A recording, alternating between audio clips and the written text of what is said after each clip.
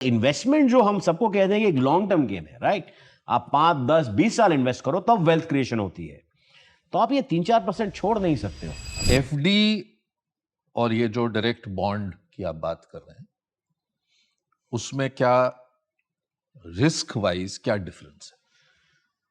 देखिए, एफडी डीआईजीसी जो हम बोलते हैं, इंश्योर्ड, 5 लाख रुपए दर का बैंक में आपका पैसा है, इंश्योर्ड है। ये दुनिया भर में ये है, अमाउंट्स अलग है, इंडिया में भी ये है।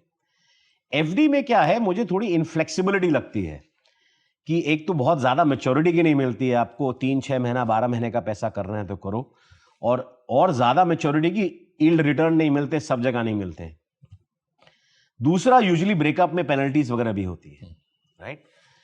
बॉन्ड में ये बेटर है कि आप चूज कर सकते हो। एफडी खाली एनबीएफसी और बैंक्स इशू कर सकते हैं।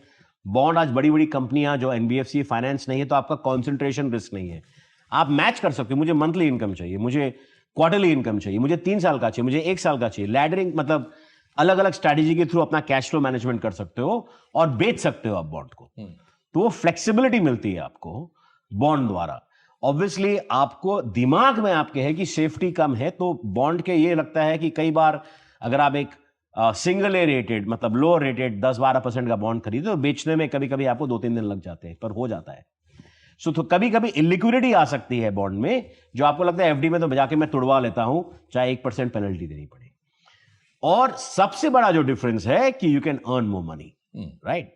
आज टिपिकली एक एफडी बड़े पब्लिक सेक्टर बैंक्स की बात करो तो 5.5 या 5.6% में मिलती है, पर आपको बॉन्ड 9 या 10% का आप ले सकते हो। तो ये आपको विवेक मैं कहता रहता हूं कि ये 3% का जो डिफरेंस है, अगर मैं 10 साल कंपाउंड करूं तो 70% का रिटर्न डिफरेंस बन जाता है। तो अगर इन्वेस्टमेंट जो हम सबको कहते हैं कि एक लॉन्ग टर्म गेम है, राइट? आप 5, 10, 20 साल इन्वेस्ट करो तब वेल्थ क्रिएशन होती है। तो आप ये 3-4% छोड़ नहीं सकते हो हर साल।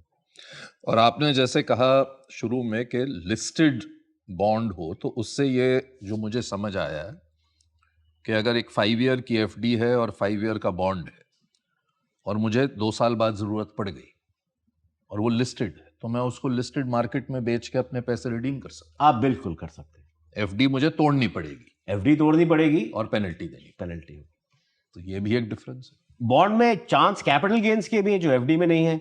अगर इंटरेस्ट रेट्स नीचे आ रहे हैं, जैसे भारतवर्ष में पिछले साल 125 बेसिस पॉइंट का आरबीआई ने कट किया है, तो बॉन्ड प्राइसेस ऊपर बढ़े, तो आपको कैपिटल गेन्स का भी चांस है। एफडी में आप लॉक्ड हैं सर, आप ट्रांसफर नहीं कर सकते हो एफडी। उसमें इंपॉर्टेंट है अपने पोर्टफोलियो के लिए, पर 20% होना चाहिए नहीं। और जैसे आपने कहा कि जो बॉन्ड है वो भी एक बड़ी कंपनी इशू कर रही है, हर तरह की कंपनी इशू, वो या तो बैंक के पास जाए, बैंक से लोन ले, और या थोड़ी कम दर्ज में पब्लिक से ले ले। बिल्कुल।